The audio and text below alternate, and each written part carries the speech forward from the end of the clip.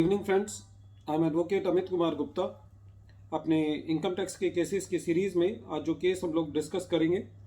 उस केस का नाम है DCIT versus Arham IT infrastructure private limited 2021, 130 Taxman 172 IT80 Delhi. Friends, इस केस में एसएससी की एक मल्टी स्टोरी बिल्डिंग है जिसमें एसएससी को उस मल्टी स्टोरी बिल्डिंग की डिफरेंट यूनिट्स को किराए पे देने से रेंटल इनकम हो रही थी, जिसको एसएससी अपनी इनकम फ्रॉम हाउस प्रॉपर्टी के अंदर दिखा रहा था। इसके अलावा एसएससी को जो कॉमन एरिया होता है उसकी मेंटेनेंस के चार्जेस जो हैं वो डिफरेंट यूनिट होल्डर्स से, जो कि टेनेंट्स थे एसएससी के, उनसे रिसीव हो रहा था, जिसको एसएससी अपनी income from business and profession में दिखा रहा था। जब एसएससी की असेसमेंट हुई तो एसएससी ने अपनी जो रेंटल इनकम थी उसको इनकम फ्रॉम हाउस प्रॉपर्टी में लिया हुआ था, और जो कॉमन एरिया की जो मेंटेनेंस थी और प्रमोशन थी उसको इनकम फ्रॉम बिजनेस और प्रोफेशन में लिया हुआ था। लेकिन असेसिंग ऑफिसर साहब का ये कहना था कि जो कॉमन एरिया की मेंटेनेंस से भी जो पैसा मिला है वो इनकम फ्रॉम हाउस प्रॉपर्टी का पार्ट है, ये इस मैटर का लिटिगेशन का हिस्सा है। इसलिए असेसिंग ऑफिसर ने जो मेंटेनेंस से जो इनकम हो रही थी उसको भी इनकम फ्रॉम हाउस प्रॉपर्टी में लेकर के एसएससी की इनकम को कैलकुलेट किया। एसएससी असेसिंग ऑफिसर साहब के इस ऑर्डर के अगेंस्ट सीआईटी अपील के पास गया और सीआईटी अपील ने ये पाया कि मेंटेनेंस के लिए एसएससी ने अपने टेनेंट्स के साथ एक अलग एग्रीमेंट किया हुआ है, और उस एग्रीमेंट के तहत एसएससी उस कॉमन एरिया की मेंटेनेंस करता है, प्रमोशन करता है, और उससे उसको प्रॉफिट भी होता है। और एसएससी का ये एक बिजनेस भी है उस कॉमन एरिया को मेंटेन करना, ताकि उसकी जो बिल्डिंग है वो अच्छे से मेंटेन हो पाए, और उससे भी एसएससी को कुछ प्रॉफिट हो रहा था। इसलिए सीआईटी अपील ने ये डिसीजन दिया कि उस कॉमन एरिया की मेंटेनेंस से जो भी एसएससी को इनकम हो रही है उसको इनकम फ्रॉम बिजनेस और प्रोफेशन लेने में एसएससी ने कोई गलती नहीं की है, और एसएससी का जो है वो वर्जन ठीक है। इसलिए सीआईटी अपील ने एसएससी के हक में ये फैसला दिया कि जो एसएससी कॉमन एरिया मेंटेनेंस की इनकम बिजनेस प्रोफेशन में ले रहा है वो गलत नहीं है, वो ठीक है। डिपार्टमेंट सीआईटी अपील के ऑर्डर के अगेंस्ट जो है IT80 में गया, और IT80 ने भी सीआईटी अपील के ऑर्डर को अपील रखा और असेसिंग ऑफिसर के जो ऑर्डर था उसको नहीं माना। दिल्ली IT80 का भी यही कहना था कि जो एसएससी है उसने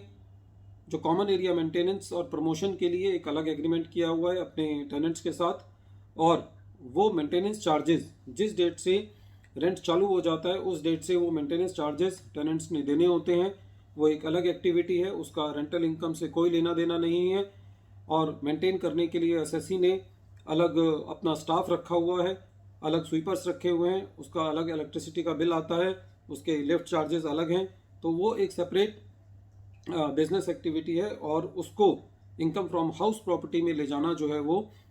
ठीक नहीं है। इसीलिए दिल्ली IT80 ने सीआईटी अपील के ऑर्डर को मेंटेन रखा और एसएससी के हक में फैसला दिया। फ्रेंड्स, हमने ये जनरली ये देखते हैं कि छोटे से छोटा इशू हो या बड़े से बड़ा इशू हो, चाहे सेटल्ड इशू हो या अनसेटल्ड इशू हो, डिपार्टमेंट जब भी कोई केस किसी भी लेवल पर हारता है, चाहे वो सीआईटी अपील लेवल पे हो या IT80 लेवल पे हो, तो SSC as a matter of practice जो है वो उसको आगे कंटेस्ट करता है। वो ये नहीं देखता कि ये मैटर अपीलेबल है या नहीं, उस केस में मेरिट्स हैं या नहीं। ये इस तरीके से एक एसएससी की जो एग्नी है और जो एसएससी का एक पेन है और जो लिटिगेशन है, चाहे वो डिपार्टमेंट के पार्ट पर है चाहे वो एसएससी के पार्ट पे है, इससे हमारी जो जुडिशरी का भी टाइम खराब होता है, और हेल्दी केसेस पर डिस्कशन ना होने की वजह से एक केसेस का पाइलअप बढ़ता जाता है, और इससे